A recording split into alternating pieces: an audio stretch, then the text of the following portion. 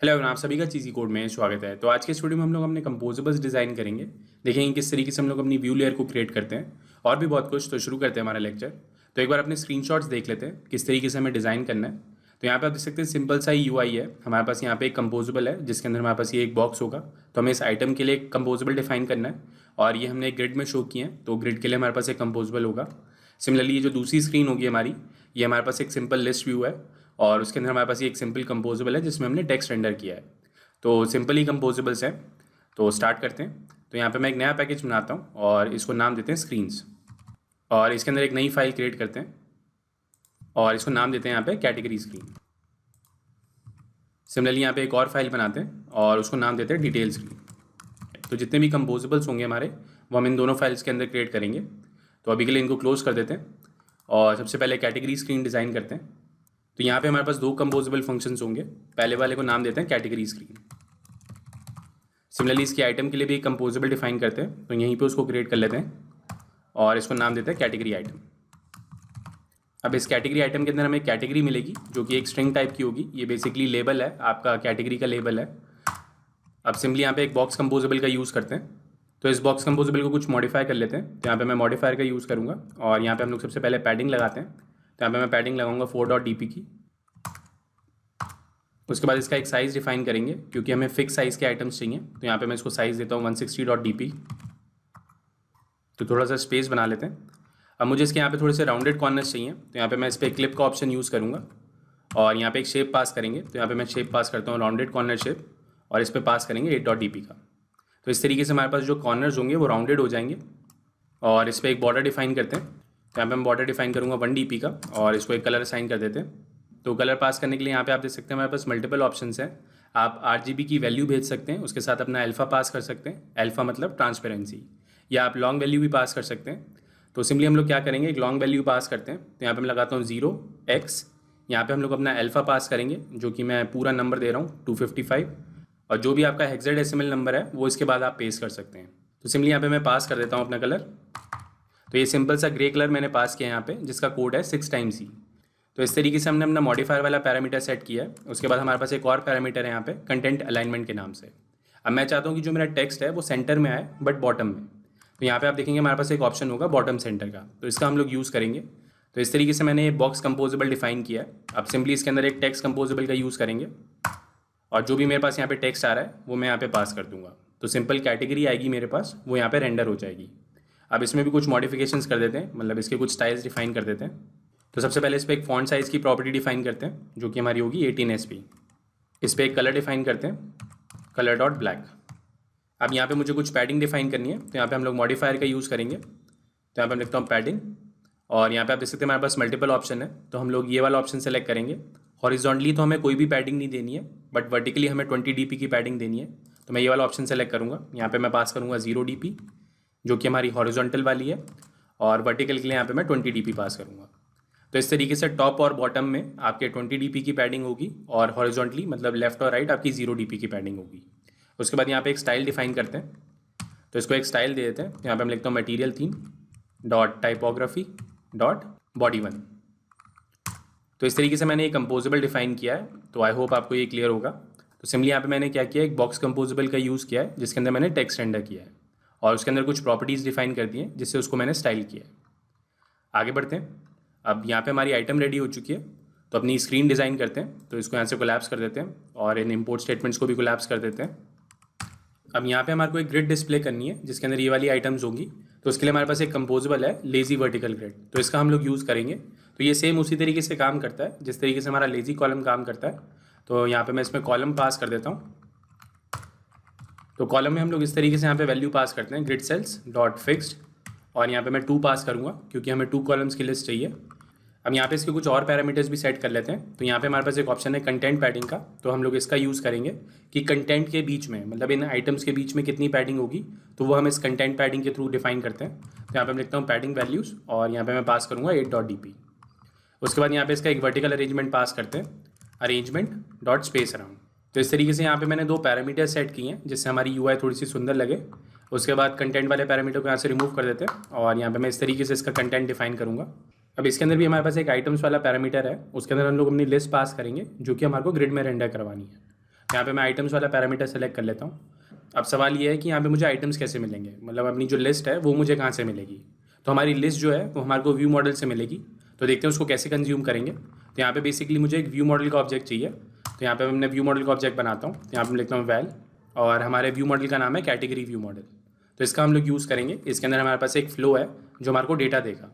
तो इस तरीके से हम लोग यहाँ पे एक डिफाइन करेंगे कैटेगरी व्यू मॉडल, और इसके अंदर हमारे पास ये एक मेथड है व्यू मॉडल के नाम से जो हमारे को ये ऑब्जेक्ट बना के देगा। तो बिहाइंड द सीन ये फंक्शन हमारे लिए क्या करेगा, इस क्लास का ऑब्जेक्ट बनाएगा और इसमें असाइन कर देगा। अब हम लोग इसके मेथड कॉल कर सकते हैं। तो यहाँ पे मैं एक और वेरिएबल डिफाइन करता हूँ कैटेगरीज के नाम से, और इस कैटेगरी व्यू मॉडल के अंदर ये हमारे पास एक कैटेगरीज वाली प्रॉपर्टी है जो हमारे को एक स्टेट फ्लो रिटर्न करेगी। तो इस तरीके से हम लोग अपना फ्लो एक्सेस करेंगे। अब ये जो फ्लो है हमारा, इसको मुझे एज अ स्टेट यूज़ करना है कि जैसे उस स्टेट में कुछ भी चेंज होता है तो मेरी ये जो ग्रिड है ये दोबारा से रेंडर हो जाए। तो इनिशियली हमारे इस फ्लो के अंदर, मतलब अगर मैं इस फ्लो के अंदर जाता हूँ तो इनिशियली हमारे इस फ्लो के अंदर एम्प्टी डेटा होगा, मतलब एक एम्प्टी लिस्ट होगी। और जैसे हमारी एपीआई कॉल कंप्लीट हो जाएगी तो ये हमारा गेट कैटेगरीज वाला फंक्शन है। जैसे हमारी ये एपीआई रिक्वेस्ट कंप्लीट हो जाएगी तो यहाँ से हम लोग एमिट कर रहे हैं अपने फ्लो के अंदर जो भी हमारे पास डेटा आया है। तो यहाँ पे बेसिकली हम लोग एक स्टेट डिफाइन करना चाहते हैं जो हमारे को इस फ्लो से मिलेगी। तो उसके लिए भी हमारे पास एक फंक्शन है कलेक्ट एज स्टेट के नाम से। तो इसका हम लोग यूज़ करेंगे।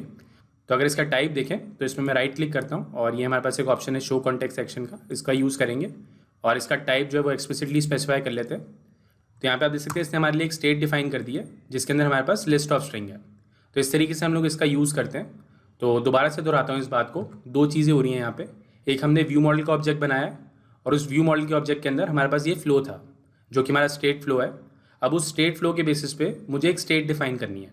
तो उसके लिए हमारे पास एक फंक्शन है कलेक्ट एज स्टेट का जो हमारे को ये कैटेगरीज देगा। तो फ्लो के अंदर जैसे जैसे डेटा आता रहेगा तो हमारी स्टेट अपडेट होती रहेगी। जैसे ही हमारी स्टेट अपडेट होगी तो हमारे कंपोजेबल्स जो है वो रीरेंडर होते रहेंगे। तो आई होप आपको ये सेंस बना रहा होगा। तो इन आइटम्स के अंदर हम लोग इस स्टेट का यूज़ करेंगे। तो यहाँ पे मैं लिखता हूँ कैटेगरीज और इसकी वैल्यू एक्सेस करेंगे यहाँ पे। तो इस तरीके से हमारे को यहाँ पे लिस्ट ऑफ स्ट्रिंग मिलेगी जो कि हमारी 1 बाय 1 इस आइटम को रेंडर करेगी। तो इसका यूज़ करते हैं और यहाँ पे मैं ब्रेसेस लगा देता हूँ और सिंपली हम लोग यहाँ पे क्या करेंगे, इस कैटेगरी आइटम को कॉल करेंगे जिसमें हम लोग ये वैल्यू पास कर देंगे। तो इस तरीके से हमारी ये लिस्ट रेंडर हो जाएगी जो कि एक ग्रिड फॉर्म में होगी। तो जिस तरीके से हम लोग लेजी कॉलम के अंदर आइटम्स पास करते हैं सेम वही चीज़ की है यहाँ पे मैंने, बस यहाँ पे जो हमारा कंपोजेबल है वो है लेजी वर्टिकल ग्रिड। तो इस तरीके से हम लोग अपनी एपीआई को कॉल करेंगे, वहाँ से हमारे पास डेटा आएगा और वो हमारी ग्रिड में रेंडर हो जाएगा। तो ये जो हमारा कंपोजेबल है वो रेडी हो चुका है। तो देखते हैं इसको कॉल करके। तो मैं अपनी मेन एक्टिविटी पे जाता हूँ और इस सर्फेस को यहाँ से अभी के लिए रिमूव कर देते हैं और यहाँ पे मैं ये फंक्शन कॉल करूँगा कैटेगरीज की, और ये वाले जो हमारे मेथड्स हैं इनको रिमूव कर देते हैं। तो रन करते हैं इसको। तो यहाँ पे आप देख सकते हैं हमारी ऐप रन हो चुकी है, बट यहाँ पे जो हमारे पास कैटेगरीज आ रही हैं वो डुप्लीकेट आ रही हैं। तो ये हमारा एक्सपेक्टेड बिहेवियर है क्योंकि जो हमारी कैटेगरीज थी उसके अंदर जो हमारे पास डेटा आ रहा था उसके अंदर डुप्लीकेट डेटा था, क्योंकि हमने सारी ट्वीट्स की कैटेगरीज निकाली थी और उसको एज ए लिस्ट एक्सेस किया है। इसके लिए सिंपली हम लोग क्या करेंगे, यहाँ पे हम लोग वैल्यू को एक्सेस करेंगे और ये हमारे पास एक मेथड है डिस्टिंग का। तो इसका हम लोग यूज़ करेंगे कि सिर्फ यूनिक वैल्यूज़ निकाल के ले आओ इन कैटेगरीज की और उसको हमारी लिस्ट में रेंडर कर दो। तो दोबारा से रन करते हैं इसको। तो यहाँ पे आप आउटपुट देख सकते हैं इस तरीके से हमारे पास यहाँ पे कैटेगरीज रेंडर हो रही हैं जिसके अंदर हमारे पास यूनिक वैल्यूज़ हैं। तो इस यूआई में एक चीज़ मिसिंग है कि यहाँ पे हमारे पास कोई बैकग्राउंड नहीं है, मतलब इन आइटम्स के पीछे कोई बैकग्राउंड नहीं आ रहा है। तो देखते हैं वो कैसे लगाएंगे। तो ये एक वेबसाइट है जिसके थ्रू आप फ्रीली कोई एसवीजी जनरेट कर सकते हैं और इसको आप कहीं पर भी यूज़ कर सकते हैं। तो यहाँ पर हमारे पास डिफरेंट ऑप्शन हैं, आप कोई भी ऑप्शन सेलेक्ट कर सकते हैं। तो मैं ये वेव वाला ही ऑप्शन सेलेक्ट करता हूँ और यहाँ पे इसको चेंज कर देते हैं, इसकी पोजीशन मुझे ऊपर से चाहिए और इसका कलर चेंज कर देते हैं। यहाँ पे मैं इसको ग्रे कलर लगाता हूँ। तो इस तरीके से मैंने एक एसवीजी बनाई है। यहाँ पे आप डिफरेंट वेरिएशंस ट्राई कर सकते हैं। तो मैं इसको यहाँ से डाउनलोड कर लेता हूँ। तो यहाँ पे मैं प्रोजेक्ट के अंदर जाता हूँ और अपने इस रेस्ट फोल्डर के अंदर जाते हैं। यहाँ पे मैं राइट क्लिक करूँगा, यहाँ पे हमारे पास ऑप्शन है वेक्टर एसेट का, तो इसको सेलेक्ट कर लेते हैं और यहाँ से हम लोग सेलेक्ट करेंगे लोकल एसवीजी फाइल और इसको नाम देते हैं बीजी। और यहाँ से मैं अपना पाथ सेलेक्ट कर लेता हूँ। तो यहाँ से इस फाइल को सेलेक्ट कर लेते हैं, क्लिक ओके। इसका नाम जो यहाँ पे मैं बीजी रख देता हूँ, क्लिक नेक्स्ट। तो इस तरीके से हमारे पास एक XML फाइल बन जाएगी जो कि हमारा एक वेक्टर एसेट है, क्लिक फिनिश। और अपनी इस आइटम के अंदर जाते हैं। तो ये जो हमारे पास मॉडिफायर है इसके अंदर हमारे पास एक और ऑप्शन है जिसके थ्रू आप अपने बैकग्राउंड के अंदर कुछ इमेजेस पेंट कर सकते हैं। तो यहाँ पे इस क्लिप के बाद यहाँ पे मैं इस पेंट वाले मेथड को कॉल करूँगा। तो यहाँ पे मैं इसका पेंटर ऑब्जेक्ट एक्सेस करूँगा और इसको हम लोग असाइन करेंगे पेंटर रिसोर्स और यहाँ पे मैं अपनी आईडी पास कर दूँगा r.drawable डॉट। तो ये जो बीजी है हमारी, ये हमने अभी फाइल क्रिएट करी थी। अब इसके अंदर एक कंटेंट स्केल वाली प्रॉपर्टी है, इसका भी हम लोग यूज़ करेंगे कि भैया कंटेंट स्केल डॉट क्रॉप। तो इस तरीके से मैंने एक पेंट मेथड डिफाइन किया है जो हमारे लिए इस बॉक्स के अंदर एक बैकग्राउंड रेंडर करेगा। और ये बैकग्राउंड की एसवीजी यहाँ पे आप देख सकते हैं। तो इसको दोबारा से रन करते हैं। तो यहाँ पे आप देख सकते हैं हमारी ऐप रन हो चुकी है और हमारा बैकग्राउंड भी आ रहा है। ऑल्दो इसके कलर्स मुझे ज़्यादा अच्छे नहीं लग रहे हैं, तो मैं इसको चेंज कर दूंगा और दोबारा से फाइल अपलोड कर दूंगा। तो आगे बढ़ते हैं और अपनी नेक्स्ट स्क्रीन डिज़ाइन करते हैं, जो कि हमारी डिटेल स्क्रीन है। तो सेम ही स्टेप्स होंगे। तो यहाँ पे थोड़ा सा टाइम बचा लेते हैं, मैं अपना कोड पेस्ट कर देता हूँ, उसके बाद उसको एक्सप्लेन कर दूंगा। तो यहाँ पे भी हमारे पास 2 कंपोजेबल्स होंगे, क्योंकि यहाँ पे मुझे लिस्ट रेंडर करनी है। तो मैंने उसकी आइटम के लिए एक कंपोजेबल डिफाइन किया है और उसके बाद मैंने एक लिस्ट कंपोजेबल डिफाइन किया है। तो एक बार इसका आइटम देखते हैं किस तरीके से मैंने डिफाइन किया है। यहाँ पे हमारे को टेक्स्ट मिलेगा, जो भी मेरी ट्वीट होगी उसका टेक्स्ट मुझे यहाँ पे मिलेगा। उसके बाद मैंने यहाँ पे कार्ड कंपोजेबल का यूज़ किया है, जिसपे कुछ मॉडिफायर लगा दिए। तो सिंपल ही मॉडिफायर है। सबसे पहले मैंने उसकी मैक्स फिट सेट करी है कि जितना अवेलेबल स्पेस है वो सारा स्पेस ले लो। पैडिंग लगा दी है 16 dp की, उस पर एक बॉर्डर डिफाइन किया है और यहाँ पे अपना कंटेंट रेंडर करा दिया। कंटेंट के अंदर मैंने टेक्स्ट कंपोजेबल का यूज़ किया है, जिसमें मैंने सिंपली यहाँ पे एक टेक्स्ट पास किया है और उस पर एक मॉडिफायर लगा दिया है। तो इस तरीके से हमारी ये ट्वीट लिस्ट आइटम है। तो इसको कोलैप्स कर देते हैं और यहाँ पे हमारे पास डिटेल स्क्रीन है।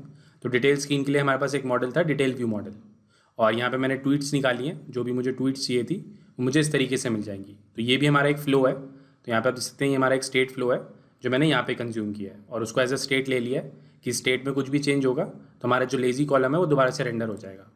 अब लिस्ट रेंडर करने के लिए हमारे पास लेजी कॉलम है, तो उसका यूज़ किया है और इस तरीके से मैंने यहाँ पे अपनी आइटम्स रेंडर करा दी है। तो आई होप आपको ये क्लियर होगा। अब देखते हैं इसको कॉल करके, इसको कॉल करने के लिए हमें क्या क्या चेंजेस करने पड़ेंगे। तो एक बार अपने व्यू मॉडल के अंदर जाते हैं और यहाँ पे हमने कैटेगरी जो है अभी हार्ड कोड कर रखी है, बट ये जो कैटेगरी हमने पास करी है वो हमें इस तरीके से नहीं पास करनी है। मतलब ये जो हमारा गेट ट्वीट्स वाला मेथड है, इसके अंदर हमने एज अ हेडर जो है ये कैटेगरी ले रहे हैं। तो हेडर में हमें कुछ अपेंड करना होगा जिसके बेसिस पे हमारी ये एपीआई काम करेगी। तो एक बार मैं अपना पोस्टमैन ओपन करता हूँ। तो ये हमारा एंड पॉइंट है और यहाँ पे आप देख सकते हैं इस तरीके से हमारे पास ट्वीट्स आ रही हैं। और यहाँ पे आप देखेंगे हमने एक हेडर ऐड किया था XJSON पाथ का, जिसमें जो वैल्यू पास कर रहे हैं हम लोग इस तरीके से पास कर रहे हैं। तो ये सेम सिंटेक्स, मतलब ये सेम वैल्यू इसी तरीके से मुझे वैल्यू जो है अपने हेडर में पास करनी है। तो देखते हैं इसको कैसे पास करेंगे। मतलब यहाँ पे आपके पास मोटिवेशन वाली कैटेगरी होगी तो इस तरीके से आपको हेडर पास करना है। अगर आपके पास एंड्रॉयड वाली कैटेगरी होगी तो यहाँ पे जस्ट एंड्रॉयड चेंज हो जाएगा, बाकी सब कुछ सेम रहेगा। तो मुझे यही सिंटेक्स भेजना है अपने हेडर के अंदर, तभी हमारी एपीआई काम करेगी। तो इसको कॉपी कर लेते हैं और अपने कोड पे चलते हैं। तो जो हमने कोड लिखा है उसमें हम लोग क्या कर रहे हैं, जो हमारा हेडर है हमने इस तरीके से पास किया है। तो जो भी हमारे पास पैरामीटर में वैल्यू आएगी वो डायरेक्टली हमारे हेडर में अपेंड हो जाएगी और वो सेंड हो जाएगी। तो मुझे जहाँ से भी ये कॉल हो रहा होगा वहाँ पे चेंजेस करने होंगे। तो मैं मेक श्योर करूँगा कि हमारी कैटेगरी का जो फॉर्मेट है, जो हमारा एक्सपेक्टेड फॉर्मेट है, उससे मैच हो रहा हो। तो मैं अपनी रेपोजिटरी के अंदर जाता हूँ और यहाँ से हम लोग इस फंक्शन को कॉल कर रहे हैं। तो सिंपली यहाँ पे मैं क्या करूँगा, इस कैटेगरी को रिप्लेस कर दूँगा इस वाली स्ट्रिंग से, और यहाँ पे ये जो हमारे पास मोटिवेशन है इसकी जगह हम लोग अपना वेरिएबल एक्सेस कर लेंगे। तो ये हमारा डायनेमिक बन जाएगा। जो कैटेगरी आप आगे से भेजेंगे, मतलब व्यू लेयर से जो कैटेगरी आएगी हमारे पास, वो यहाँ पे पास होगी। और जैसे ये वैल्यू यहाँ पे पहुँचेगी हमारे एपीआई के अंदर, तो ये एज अ हेडर ऐड हो जाएगी हमारी कॉल के अंदर। तो आई होप आपको ये सेंस बना रहा होगा। तो दोबारा से एक बार फ्लो समझा देता हूँ।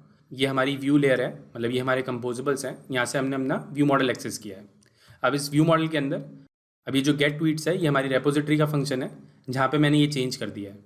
तो इस तरीके से हम यहाँ से एक वैल्यू पास करेंगे, जो भी यूज़र ने सेलेक्ट किया होगा उसके बेसिस पे हमारी ये वैल्यू बनेगी और ये हमारे हेडर में जाके अपेंड हो जाएगी और हमारी कॉल जो है उसके बेसिस पे हमारा रिजल्ट निकाल के देगी। तो इस तरीके से ये पूरा फ्लो चलेगा। तो इसको कॉल करते हैं। वापस मैं अपनी मेन एक्टिविटी पे जाता हूँ और यहाँ पे इस बार मैं कॉल करूँगा डिटेल स्क्रीन और इसको रन करते हैं। तो यहाँ पे देख सकते हैं हमारी ऐप जो सक्सेसफुली रन हो चुकी है और यहाँ पे जो हमारे पास ट्वीट्स आ रहे हैं वो मोटिवेशन वाले आ रहे हैं। तो एक बार थोड़ा सा चेंज कर लेते हैं, देखते हैं दूसरी कैटेगरीज के लिए सही चल रहा है या नहीं। यहाँ पे मोटिवेशन की जगह एंड्रॉयड कर देते हैं और इसको दोबारा से रन करते हैं। तो ये भी सक्सेसफुली रन हो चुका है और यहाँ पे जो हमारे पास ट्वीट्स आ रही हैं वो एंड्रॉयड वाली आ रही हैं। तो नेक्स्ट वीडियो में हम लोग नेविगेशन फ्रेमवर्क को इम्प्लीमेंट करेंगे, देखेंगे कि नेविगेशन फ्रेमवर्क है क्या, किस तरीके से हम लोग अपने कंपोजेबल्स को नेविगेशन फ्रेमवर्क के साथ इंटीग्रेट करेंगे। तो आज की वीडियो को यहीं पे रोकते हैं। वीडियो अच्छा लगा तो प्लीज़ लाइक करें। अगर अभी तक आपने हमें सब्सक्राइब नहीं किया है तो प्लीज़ सब्सक्राइब करें। Thank you for watching. आपका दिन शुभ हो। धन्यवाद। ये लैंग्वेज भी सीख लो, वो लैंग्वेज भी सीख लो। जीवन एक रेस है, ऊपर चढ़ना सीख लो। हो जाए जब सब कुछ, खुद बनना सीख लो। उठा के बस्ता, नाप के रास्ता, हर कोई चला है आईटी में। आईटी में, आईटी